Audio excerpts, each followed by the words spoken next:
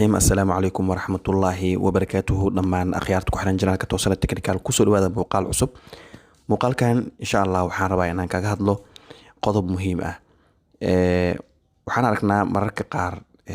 تلفون كوحنا كشبنا داتا كشبنا أما إنترنت داتا كشبنا وحنا ركنا مرك دات كقار أصحاب هذا إن تلفون كهذا هوت سبوت كفرتان أظن أمر كويس سنين إن هوت سبوت كفرتان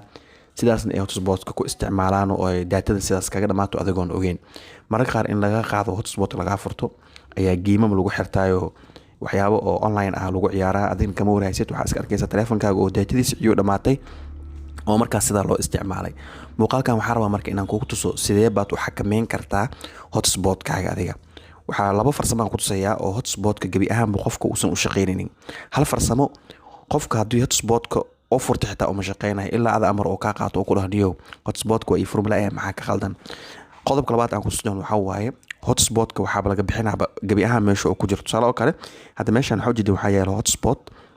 hotspotka optionka hotspot dan meesha ka bixinaynayo waan ka qarinaynaa qofka labadaas qodob ayaan markaa sameeynaa marka soo dhawaada marka ugu horeysa waxaan ku hormarinaynaa qodobka ah in hotspotka xirin kartid marka qofka in hotspotka ka xirtaa tusaale danta hotspotka waxa ujeedin inuu furan yahay hotspotka uu furan yahay qofku waa caadi u adeegsan karaa inuu furan yahay waan dareemayo qaybta sare ayaa saaran buwaakay inuu furan yahay caadi loo dareema marka waxaan rabaa marka inaan hotspotka aan hadda u ogolaado qofka yani inaan ka xiro waxaan rabaa inaan ka xiro rabaa tusaale kale waxaan sameeynaa waxaan tageynaa settingskaaga dalbo settingska tag marka settings tagtid waxa ka dalbanaysaa halka ay qoran tahay connections marka connection aku dhufto kadib waxa dalbanaysaa halka ay ku qoran tahay data usage marka data usage aku qortid halkan waxa u jeedaa waxa ku qoran data server inta taawanayna marka halkan data server ay taawanayna marka meeshan oo tan on ah ayaan waxa leenahay tan anayna marka meeshan aan furo waxa leenahay waxaan on ka dhigaynaa kadib waa soo laawanayna hadda hotspotkin aan fiirin inuu shaqeynayo in kale bal soo deji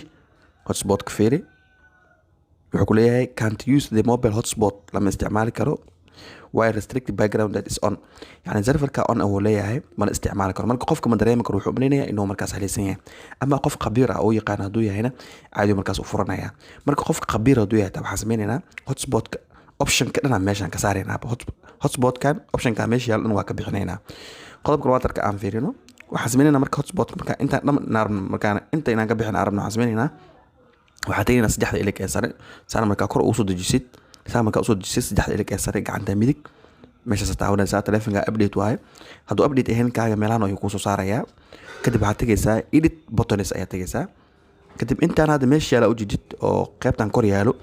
waxay ahaayeen intay ka tirsanayeen laakiin waa la khari oo qaybta sare la geeyay marka arti inaad meesha wax ka khariso waxa sameynaysaa shayga aad rabto inaad kharisaa qabanaysaa tusaale hotspotkan qabanaya fartan ku dhuujinaya kadib qaybta sare gacanta qaadaya kadib meeshan geenaya kadib waxa leeyahay dhan qofka hadda doo imaado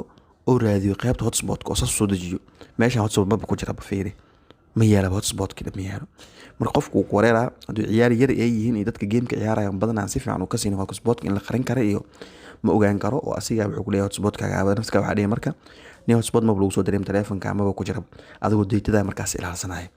marka labadan qodob waxaan isdhahay muhiim ay tahay saasatida ayaan idin kugu soo gudbiyay waa intaas oo fadlan ku mahadsan daawashadaada fadlan hadaa ku cusubta janaalka subscribe sar oo labadaag asxaabtada muuqaalka u share garay